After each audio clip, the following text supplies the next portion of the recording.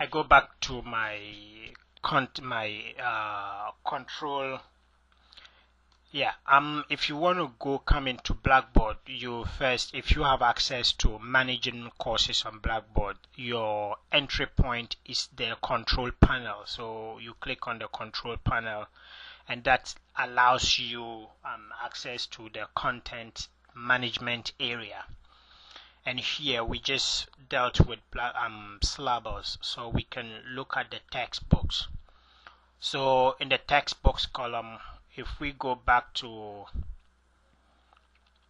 let me open up another Blackboard so we can keep.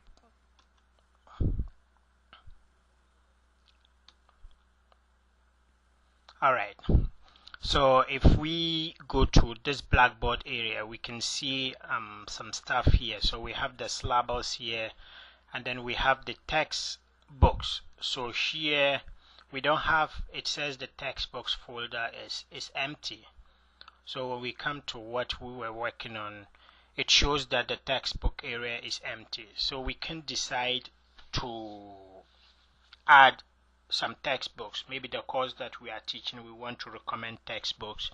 If the textbooks have not been captured on our syllabus, or if we want to indicate textbooks apart from whatever has been captured in the syllabus, then we can come to the textbook area and we can add an item. Maybe here, just like in the syllabus, we can give like a brief description of the textbook. Can give a brief description, and then we can give it a name. Let's call it maybe let's call it reading 1. Let's call it reading 1. And then if there's anything that we want to upload, then we can come here, just like with the syllabus, we can upload whatever we want. And then here we can also choose not to upload anything, but just to write out the title of the book, and then maybe the author of the book, and then the date of publication, and so on. So we can put these things here, and maybe we don't have to upload anything. So once we finish putting this there, we can go straight ahead and then choose when we want it to be available. If we want to track the number of times people view it, and if you want the display dates to work, then we click submit, and it tells us, it gives us a report as usual. And then when we click OK, then we are there. So you can see that if I did not want to attach anything, then I would have just had the title of the book, the author of the book, and the date of publication, and then this book is reading 1, but I could give it any title that I wanted. So I can put in, you see that we have our drop down and the 1, so we can put in as many books as we want. And then once we are done with this, we click OK. And then if we go back to our reserve this thing, and then we refresh our page, we click on textbook. Now we have something under textbook. So this is how the textbook section works. And then I would like to point out one more thing once and for all before I continue.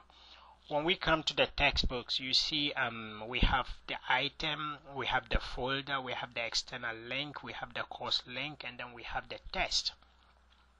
For the folder, maybe I have a lot of syllabi that I just don't want to like go ahead and put 10 of them on this one page. I could just decide to go ahead and put them in a folder.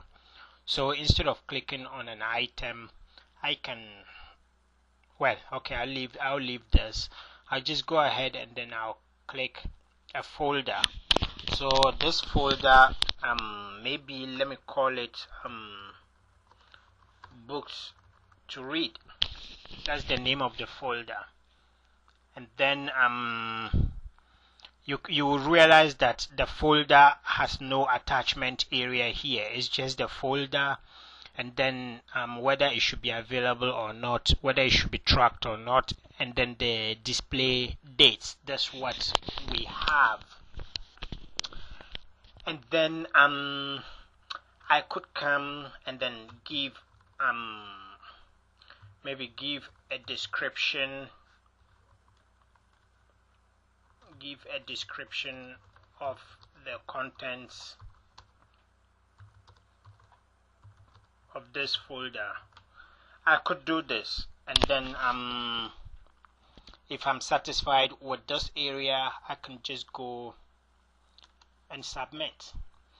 And then I have my report as usual that says folder successfully added, and then the folder title also comes books to read.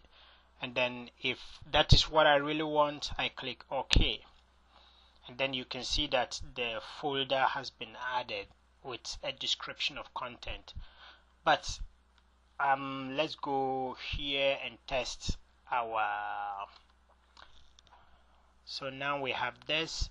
We go to text box and we have a folder, and then give a description of the contents of this folder. That's the description of what we have in the content, in the folder.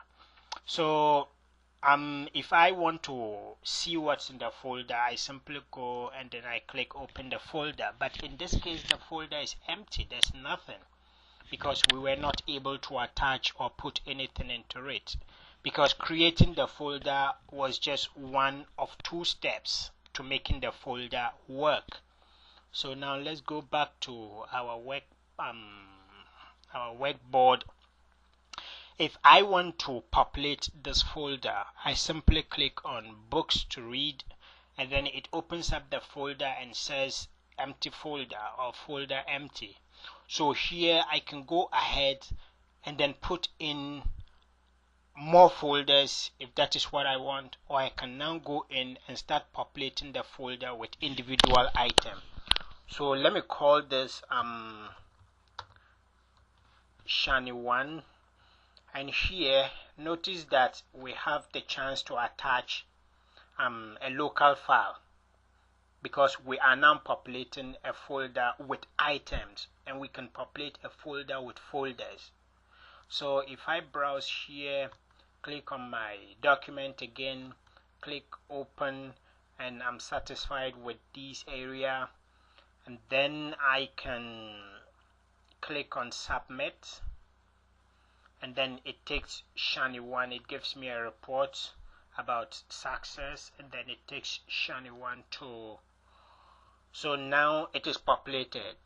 And like I was saying, we can also decide to populate this folder with some more folders. So let's name this folder EDCT661, and then we can decide to give a description or not. And then if we are satisfied with this, we can go ahead and then we can click submit, and then we get a report that says everything was successful, and then we click on OK, and then we have a folder. We can also decide to hook up with an external link, that is our books to read or our syllabus or whatever. You would notice that this toolbar comes across in almost all the items that we are managing. So you can decide to use each of them for to populate your page or your folder.